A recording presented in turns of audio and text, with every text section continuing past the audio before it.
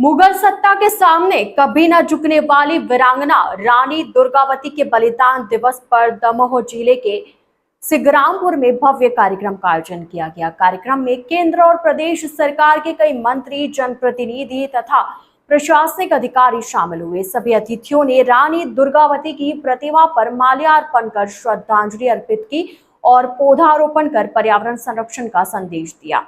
वीरता, त्याग और स्वाभिमान की प्रतीक रानी दुर्गावती के बलिदान दिवस पर जबेरा विधानसभा क्षेत्र के सिंग्रामपुर खेल मैदान में श्रद्धांजलि कार्यक्रम आयोजित किया गया।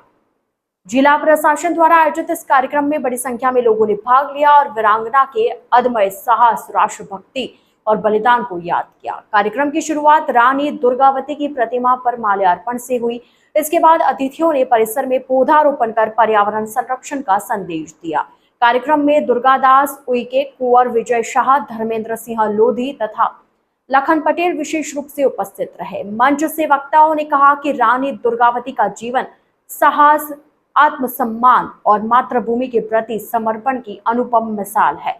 उन्होंने अपने प्राणों की आहुति देकर भारतीय इतिहास में अमर स्थान प्राप्त किया। वक्ताओं ने युवाओं से उनके आदर्शों को अपनाने और राष्ट्र निर्माण में सक्रिय भूमिका निभाने का आह्वान किया। कार्यक्रम में राहुल सिंह, जयंत मलैया, डॉक्टर रामकृष्ण कुसमरिया, चंद्रभान सिंह, उमा देवी खटिक तथा शरद कोल सहित अनेक जनप्रतिनिधियों ने सहभागिता निभाई। जिला पंचायत अध्यक्ष रंजीता गौरव पटेल, उपाध्यक्ष मंजू कटारे सहित अन्य जनप्रतिनिधि भी मौजूद रहे। प्रशासनिक स्तर पर कलेक्टर प्रताप नारायण यादव, पुलिस अधीक्षक आनंद कलादकी तथा जिला पंचायत सीईओ प्रवीण फुलपगारे सहित जिले के वरिष्ठ अधिकारी कार्यक्रम में उपस्थित रहे। बड़ी संख्या में जनजातीय समाज के लोग, छात्र छात्राएं और क्षेत्रीय नागरिक भी कार्यक्रम में शामिल हुए। वीरांगना रानी दुर्गावती का बलिदान केवल इतिहास का एक अध्याय नहीं, बल्कि साहस, स्वाभिमान और मातृभूमि के प्रति समर्पण की अमर गाथा है। सिगरामपुर में आयोजित यह कार्यक्रम नई पीढ़ी को उनके आदर्शों से प्रेरणा लेने और राष्ट्र निर्माण में योगदान देने का संदेश देता है। दमोह से निजाम खान की रिपोर्ट। केंद्रीय मंत्री हमारे माननीय दुर्गादास उइके जी हमारे बीच में होंगे और आदरणीय विजय शाह जी भी हमारे बीच में पधार रहे हैं और हमारे एसटी मोर्चा के अध्यक्ष भी हमारे बीच में आए हुए हैं। तो सभी का मैं इस मंच के माध्यम से बहुत बहुत स्वागत, वंदन, अभिनंदन करता हूं। आज मंत्री लोग आ रहे हैं तो अभी हम उनसे बात करके कुछ ना कुछ सौगात देने का प्रयास करेंगे। दिवस के अवसर पर और जन 52 गढ़ों में से पहला गढ़ सिन्नौरगढ़, और मेरा सौभाग्य है कि रानी दुर्गावती के जो 52 गढ़ थे, मेरे बाप दादा परदादा भी एक गढ़ के राजा थे और इस लागत से, इस दृष्टि से मुझे उनके चरण वंदन करने का मौका हमारे विधायक जी ने दिया।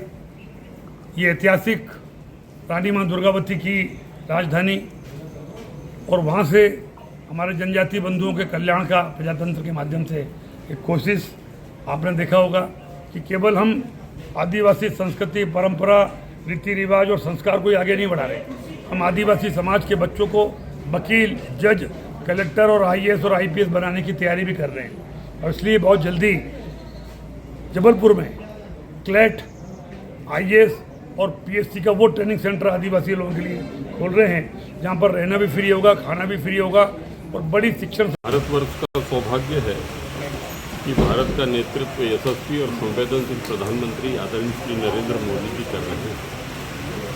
मध्य प्रदेश का सौभाग्य है कि प्रदेश का नेतृत्व डॉक्टर मोहन यादव जी कर रहे हैं। द्वय के कुशल प्रेरक नेतृत्व में आज़ादी के अमृत महोत्सव में जनजातीय समाज के जो आस्था श्रद्धा के केंद्र थे, जो हमारे स्वतंत्रता समर से लेकर विविध क्षेत्रों की जो प्रतिभाएं थी वो नेपथ्य में पड़ी हुई थी, किंतु यशस्वी प्रधानमंत्री जी के नेतृत्व में हमारे पूरे देश में उत्तर से दक्षिण और पूर्व से पश्चिम जहाँ जहाँ भी हमारे जनजातीय समाज की प्रतिभाएं हैं, जो हमारे महापुरुष हैं, जो हमारे अग्रज हैं, उनको इतिहास में उचित स्थान देने की दिशा में महत्वपूर्ण पहल हुई है। उसी क्रम में चाहे वो हमारे संजय मामा हो या हमारे